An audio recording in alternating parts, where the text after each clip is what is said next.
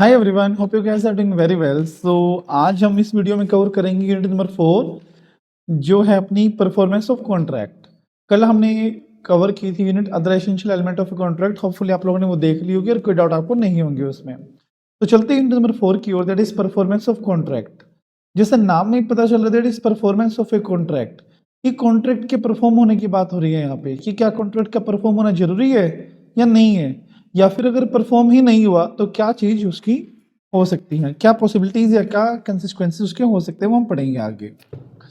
Unit 4 शुरू कर रहे हैं परफॉर्मेंस। दैट इज परफॉर्मेंस का मतलब क्या होता है, स्टार्टिंग करते हैं यहाँ से ही। परफॉर्मेंस का मतलब है फुलफिलमेंट ऑफ ऑब्लिगेशन, मतलब जिस पर्सन की जो भी ऑब्लिगेशंस थी अगर वो उसने पूरी कर दी है, then we will say that the contract has been performed. That is to say, when the party to a contract either perform or offer to perform, both are counted as performance। या तो कर दी हो performance उसने या करने का offer दिया हो, तो दोनों ही परफॉर्मेंस की कैटेगरी में आती हैं। Unless the performance is dispense of और एक्सक्यूज बाय लॉ। जब तक परफॉर्मेंस को एक्सक्यूज बाय लॉ ना किया गया हो या डिस्पेंस ऑफ मतलब परफॉर्मेंस करने से मना ना किया गया हो, तब तक हमें परफॉर्मेंस करनी पड़ेगी। ये हमारी ऑब्लिगेशन होती है। Then there are two types of performance. First is actual performance, then second is attempted performance. Attempted को हम offer to perform भी बोलते हैं और tender of performance भी बोलते हैं। Actual performance क्या होती है, जहाँ पे दोनों पार्टीज ने या किसी भी पार्टी ने अपनी अपनी परफॉर्मेंस पूरी कर दी हो जो उसकी ओब्लाइज होती थी, तो उसको बोलते हैं actual performance. Then offer to performance. Offer to performance क्या होता है, लेट्स से किसी पर्सन ने मेरे को कोई स्वीट्स बनाने का ऑर्डर दिया था। लेट्स से उन्होंने बोला था कि 24 दिसंबर को स्वीट्स बन जाने चाहिए। मैंने स्वीट्स बना के उनको ऑफर किया कि आपका ऑर्डर रेडी है, आप उसको पिक कर लीजिए। तो उन्होंने ऑफर टू परफॉर्म किया, अटेम्प्टेड परफॉर्मेंस, कि मैंने अपना ऑब्लिगेशन परफॉर्म कर दिया, अब मैं सामने वाले को ऑफर कर रहा हूँ कि वो पेमेंट दे के अपनी स्वीट्स ले जाए, तो उसको बोलते हैं ऑफर टू परफॉर्म्स। साथ में एक चीज और जोड़नी पड़ेगी आपको इसमें, and other party refuse to accepted. Attempted क्या होता है कि मैंने कुछ कोशिश करी हो और वो नाकामयाब रह गई हो, उसको बोलते हैं अटेम्प्टेड। जैसे मैंने स्वीट्स बना के सामने वाले को ऑफर किया कि अपना ऑर्डर ले जाइए, बट सामने वाले ने रिफ्यूज कर दिया, तो हम उसको बोलेंगे अटेम्प्टेड परफॉर्मेंस, कि हमने किया तो कोशिश बट वो पूरा नहीं हो पाया। When one party offer the performance to other but the other party refuse to accept the performance is called as attempted performance.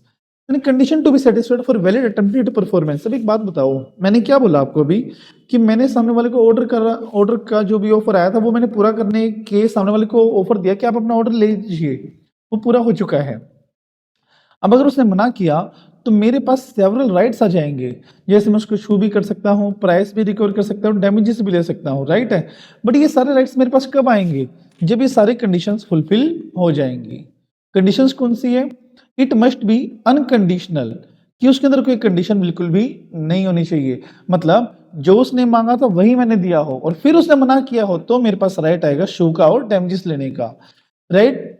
It must be at proper time and proper place. जो time उसने बोला था, जो place उसने बोला था, उसी time और प्लेस से मैंने ऑफर किया है, अदरवाइज मैं लाइबल नहीं रहूंगा, मैं ओब्लाइज नहीं हूं, मैं एंटाइटल्ड नहीं हूं कोई भी डैमेजेस लेने के लिए, क्योंकि उसने बोला था कि 24 दिसंबर को परफॉर्मेंस आनी चाहिए। अब मैं 25 को परफॉर्मेंस दे रहा हूँ, वो इवेंट ही जा चुका, तो स्वीट्स का करेगा क्या, तो प्रॉपर टाइम और प्लेस में होना चाहिए। The seller has given reasonable opportunity to examine the good. Seller को रीजनेबल अपॉर्चुनिटी देनी चाहिए बायर को कि वो अगर चेक करना चाहे तो चेक कर सके, कि बायर का हक बनता है कि गुड्स को चेक करके लेना। Then it must offer whole obligation. इसका मतलब है जितना ऑफर मेरे पास आया था, जितने का ऑर्डर मेरे पास आया था, उतने की परफॉर्मेंस मैंने सामने वाले को दी हो। अगर मैंने ऑर्डर में कुछ भी मॉडिफिकेशन या अल्टरेशन करी हो या जितना बोला था उतना मैंने परफॉर्म नहीं किया हो, तो वहां पे हमारा जो कॉन्ट्रैक्ट है वो कैंसिल हो सकता है। अगर मुझे कैंसिल नहीं करवाना, मुझे डैमेजेस लेने हैं, तो पूरी ऑब्लिगेशन का वो होना चाहिए। तो 4 कंडीशन बनती है वैलिड परफॉर्मेंस की, अटेम्प्टेड परफॉर्मेंस की। फर्स्ट इज प्रॉपर टाइम पे होना चाहिए, opportunity of examine the goods देना चाहिए, अनकंडीशनल होना चाहिए और होल ऑब्लिगेशन के लिए होना चाहिए। बड़ा ही आसान सा कंसेप्ट आ रहा है। बाय हुम ए कॉन्ट्रैक्ट में भी परफॉर्म, किसके द्वारा एक कॉन्ट्रैक्ट परफॉर्म हो सकता है, प्रोमाइजर हिमसेल्फ, वो खुद भी कर सकता है, वो किसी और को डेलीगेट नहीं कर सकता अगर वो पर्सनल स्किल्स उसके अंदर इंक्लूड है तो। मतलब यहाँ पे ना पर्सन्स दिए हुए हैं कि who can perform the contract, या तो प्रोमाइजर कर ले बेसिकली, ठीक है, या उसका एजेंट भी कर सकता है। पर अगर कॉन्ट्रैक्ट के अंदर पर्सनल स्किल्स इन्वॉल्व है तो सिर्फ प्रोमाइजर को ही करनी पड़ेगी, उसके बिहाफ पे कोई और पर्सन नहीं कर सकता। बाय एलआर, अगर बाय फॉल्ट प्रोमाइजर की डेथ हो गई हो तो उसके एलआर भी परफॉर्म कर सकते हैं अगर वो पर्सनल स्किल्स का नहीं है तो। अगर पर्सनल स्किल्स का है तो वहां पे कॉन्ट्रैक्ट हमारा वॉइड हो जाएगा, समझे। बाय एनी थर्ड पर्सन, प्रोमाइजर के बिहाफ पे कोई और थर्ड पर्सन भी कर सकता है, और एक बार थर्ड पर्सन ने कॉन्ट्रैक्ट कर दिया हो तो फिर सेकंड पार्टी प्रोमाइजर से वो परफॉर्मेंस क्लेम नहीं कर सकती है।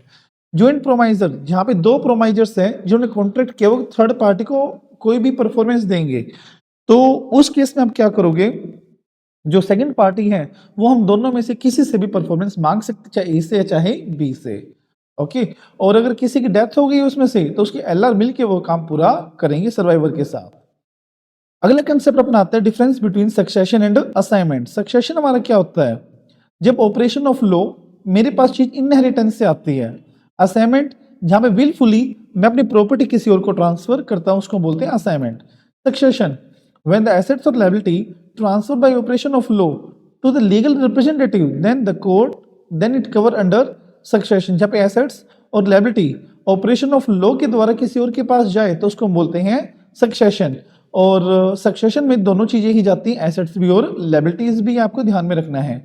और एलआर सिर्फ उतने अमाउंट के लिए रिस्पॉन्सिबल होगा जितना अमाउंट उसने इनहेरिटेड किया है, मतलब जितना उसको बाप दादा से मिला सिर्फ उतने के लिए वो रिस्पॉन्सिबल होगा, आगे के लिए वो रिस्पॉन्सिबल बिल्कुल भी नहीं होगा।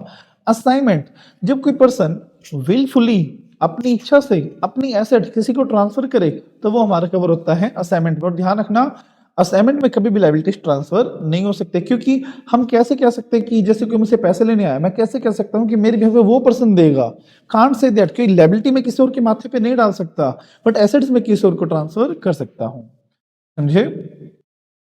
बट अगर एसेट्स और लायबिलिटीज के अंदर पर्सनल स्किल्स हो, या एसेट के अंदर पर्सनल स्किल्स हो, लायबिलिटीज के अंदर पर्सनल स्किल्स हो, तो बेनिफिट मैं कभी भी ट्रांसफर नहीं कर सकता। मतलब अगर मुझे एसेट ट्रांसफर करनी है और एसेट के अंदर कुछ पर्सनल स्किल्स भी थी तो वो ट्रांसफर नहीं हो सकती, ध्यान में रखना आप।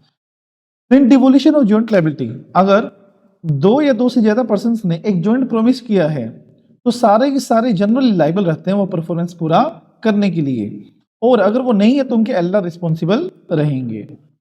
In case of joint promise, the promiser may compel anyone to perform the whole obligation unless otherwise mentioned in the contract. Joint promise के केस में जो प्रोमाइजी है, जो प्रोमाइज है वो किसी को भी कंपेल कर सकता है कि वो परफॉर्मेंस कर सके। जैसे यहाँ पे तीन पर्सन्स थे, ए बी सी, इन तीनों ने मिलके डी के साथ कॉन्ट्रैक्ट किया था, तो डी इन तीनों में से किसी को भी बोल सकता है कि मुझे परफॉर्मेंस चाहिए।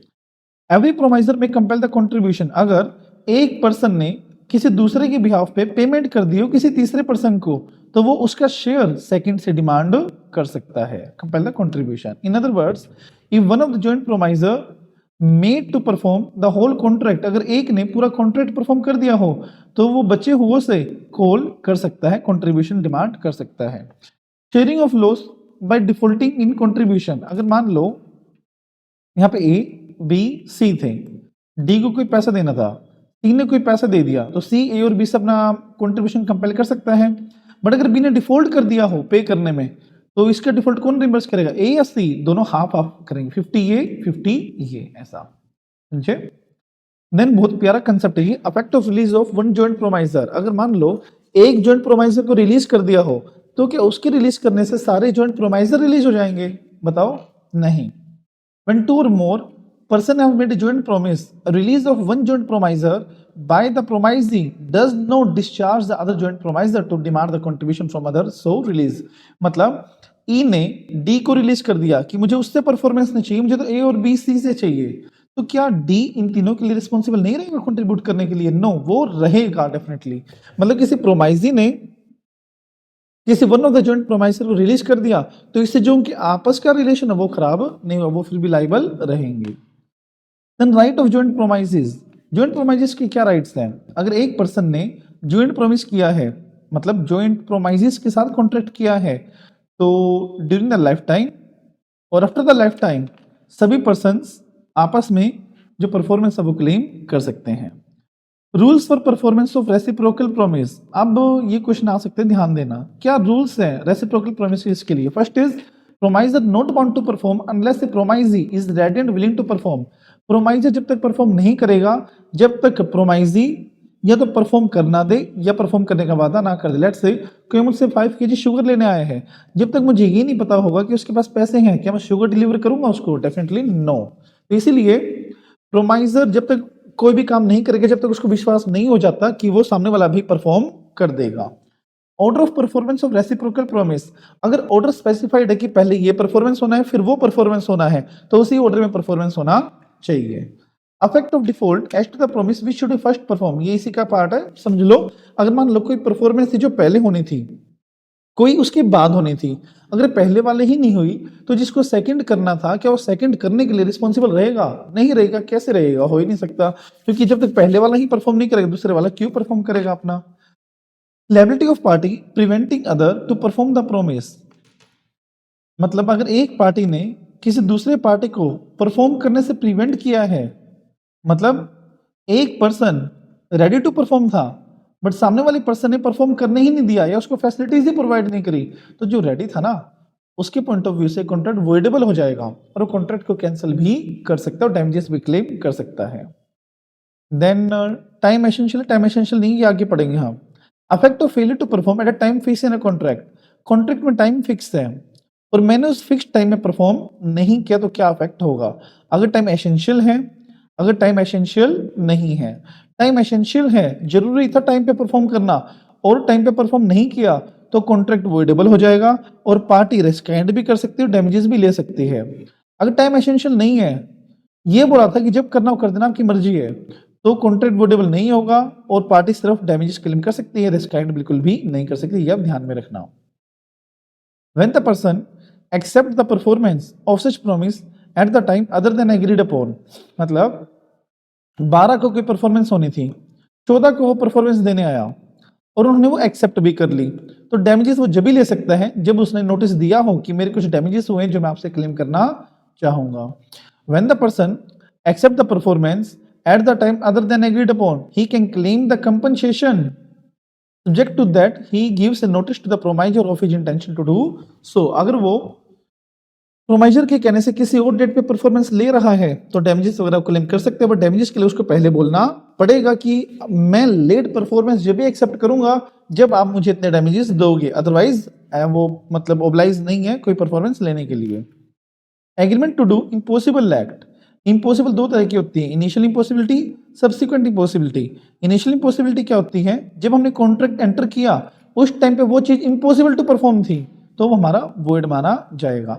अब इसमें 3 एक्सपेक्ट्स हो सकते हैं, जब दोनों पार्टीज को पता हो, जब दोनों पार्टीज को ना पता हो, जब एक पार्टी को पता हो। इसको छोड़ के दोनों में कॉन्ट्रैक्ट या वो एग्रीमेंट हमारा होगा वॉइड। और इसमें एक पार्टी को पता है सच्चाई का बट सामने वाले पार्टी से वो छुपा रहा है तो ये फ्रॉड माना जाएगा और सामने वाले को डैमेजेस भी क्लेम वो करने पड़ेंगे। उसके बाद हमारा होता है सब्सिक्वेंट इम्पॉसिबिलिटी या फिर you can say post contractual impossibility. देखो पोस्ट कॉन्ट्रेक्चुअल नाम से पता चल रहा है कॉन्ट्रैक्ट होने के बाद, तो अगर हमारा परफॉर्मेंस इम्पॉसिबल हो गई हो लॉ के चेंज होने से, सर्कमस्टांसेस के चेंज होने से या जो पार्टीज के कंट्रोल के बाहर है ऐसा कोई रीजन हुआ हो तो कॉन्ट्रैक्ट हमारा void हो जाएगा। Got it? Then reciprocal promise to do certain thing where some are legal and some are illegal. Then the contract for legal is valid and the contract for illegal one is invalid. इसमें ये point था, अगर हमने कोई contract किया हो कुछ चीजें करने का, उसमें 2 ब्रांचेस हैं, एक ब्रांच हमारी वैलिड है, एक ब्रांच हमारी इनवैलिड है, तो वैलिड वाला अगर सेपरेबल है तो वैलिड वाला जो लीगल था वो वैलिड हो जाएगा, जो इनवैलिड था वो इलीगल हो जाएगा। तो बस आपको एक चीज ध्यान में रखनी है, अगर 2 ब्रांचेस थी या फिर एक ही कॉन्ट्रैक्ट के 2 काम थे तो पहला काम लीगल दूसरा काम इलीगल, तो लीगल वाला वैलिड या इलीगल वाला वॉइड। बस ये चीज आपको ध्यान में रखनी है इसमें। Most important that is appropriation of payment. Payment की कैसे करी जाएगी, मतलब पेमेंट एडजस्ट कैसे करी जाएगी? Where the debtor owes several debt it makes the payment then payment is adjusted as per the provision given below. अगर एक पर्सन को काफी सारे पैसे देने हैं तो पेमेंट इस तरीके से करी जाएगी जहां पे ये नीचे लिखा हुआ है। First is appropriation of payment when the indication is made, जब पता है कि इस तरह से मुझे पेमेंट करवानी है, जैसे मान लो ये सारी पेमेंट मुझे मिलनी है कहीं से और उसने मुझे कुछ पैसे दे दिए और बोला 10/4 को लगा देना है इसको, तो 10/4 पे मुझे उसको एप्रोप्रिएट करना पड़ेगा क्योंकि इंडिकेशन मेरे पास आ गई है। बट इंडिकेशंस नहीं आई, बट सर्कमस्टांसेस मेरे पास दिख रहे हैं कि उसने उसी की पेमेंट करी होगी।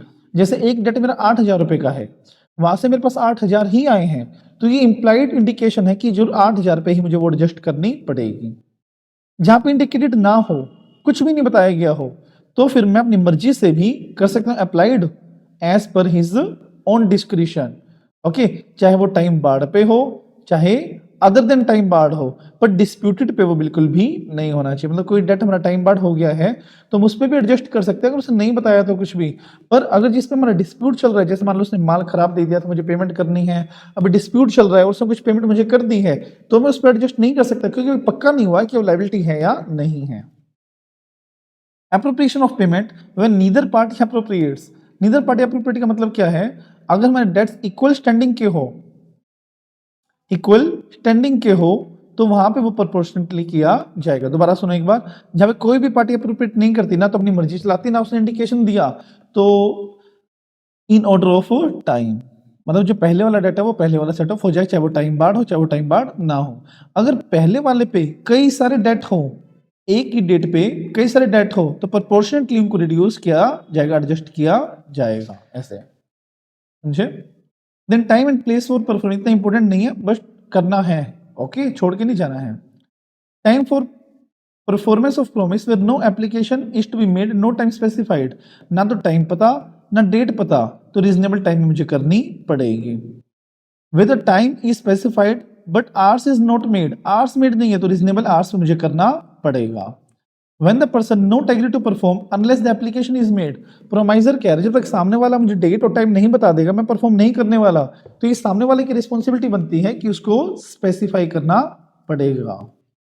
Then when place is fixed and person is ready to perform even without an application, जहां पे प्लेस फिक्स ना हो कि बिजनेस प्लेस पे करना है, रेजिडेंशियल पे करना है, किस पे करना है, और जो प्रोमाइजर है वो बिना एप्लीकेशन के भी कर सकता है, तो वहां पे रीजनेबल प्लेस पे उसको परफॉर्म करना पड़ेगा। और जब सब कुछ स्पेसिफाइड हो तो एज पर स्पेसिफिकेशन। ये था हमारा कॉन्ट्रैक्ट टाइम एंड प्लेस। उसके बाद हमारा पॉइंट आता है discharge of a contract. Discharge in ways में हो सकता है, मतलब ये वेज पूछे गए हैं कि किन किन वेज में हमारा जो कॉन्ट्रैक्ट है वो डिस्चार्ज हो सकता है। फर्स्ट डिस्चार्ज बाय परफॉर्मेंस, इधर एक्चुअल और अटेम्प्टेड, चाहे एक्चुअल परफॉर्मेंस करी हो चाहे अटेम्प्टेड करी हो, उसके थ्रू हमारा परफॉर्मेंस हो सकता है, उसके अकॉर्डिंग हमारा जो कॉन्ट्रैक्ट है वो डिस्चार्ज हो जाएगा। बाय म्यूचुअल एग्रीमेंट, जब दोनों ने मना कर दिया हो कि परफॉर्मेंस करने की कोई भी नीड नहीं है तो भी वो डिस्चार्ज हो जाएगा। डिस्चार्ज में इम्पॉसिबिलिटी ऑफ परफॉर्मेंस, या तो लो चेंज हो जाए, या जिस चीज पे हमारा कॉन्ट्रैक्ट बना था वो चीज ही ना रहे, या फिर जो थिंग्स मैंने बोली थी ये कंडीशन पूरी होनी चाहिए कॉन्ट्रैक्ट में वो कंडीशन पूरी नहीं हुई, जैसे इनकैपेसिटी हो गया, साउंड माइंड नहीं है एक्सेट्रा, या फिर कॉन्ट्रैक्ट के बीच में वॉर डिक्लेयर हो गया।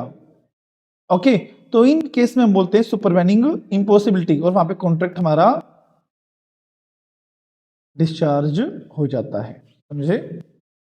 Then lapse of time, time चला गया तो भी डिस्चार्ज हो जाएगा। लो ने कोई चेंज कर दिया, कॉन्ट्रैक्ट में ब्रेच हो गया। वेवर रेमिशन, मतलब पूरा पूरा मैंने माफ कर दिया कि कोई भी जरूरत नहीं है, या हाफ मैंने रेमिट कर दिया कि बस अब 10 लाख की जगह 5 लाख रुपए दे दो, बाकी देने की नीड नहीं है।